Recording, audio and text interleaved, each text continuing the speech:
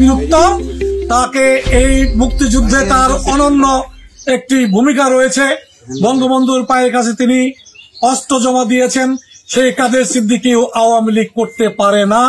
আওয়ামী লীগ ত্যাগ করেছে সামান্য অল্প কিছু, হয়তোবা কোনো লোভ লালসার কারণে তিনি আওয়ামী লীগ ত্যাগ করেছেন। তাকে যদি শেখ হাসিনা সকালে বিকালে বকাবাজিও করে, তারপরও তাকে আওয়ামী লীগ ত্যাগ করা সম্ভব হয় নাই, ঠিক হয় নাই। তারপরেও কিন্তু বঙ্গবন্ধু কন্যা শেখ হাসিনা কাদের সিদ্দিকীকে কিছুদিন আগে ওই বাবর রোডের, মোহাম্মদপুরের বাবর রোডের বাড়ি তাকে লিখে দিয়েছেন। কাদের সিদ্দিকী সাহেব শেখ হাসিনার কাছে গিয়ে বলেছেন যে আমি একটা জাদুঘর করব, তার জন্য জায়গাও বরাদ্দ দিয়েছেন। কয়েকদিন আগে মুক্তিযোদ্ধা মন্ত্রী এসে উদ্বোধন করেছে। কাদের সিদ্দিকীরা, লতিফ সিদ্দিকীরা আওয়ামী লীগ করতে পারে না, আজাদ সিদ্দিকীরা, মুরাদ সিদ্দিকী আওয়ামী লীগ করতে পারে না।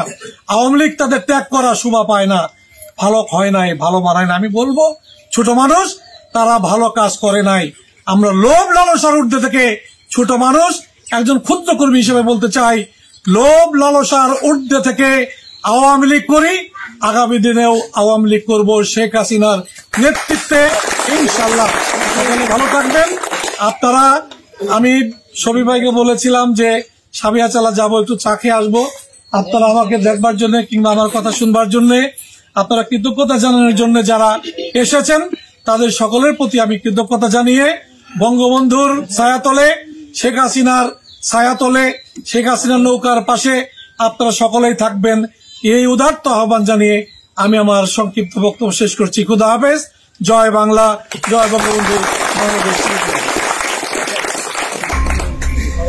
মিশন 90 সংবাদের পিছনে নয়, ভিতরে ছুটি।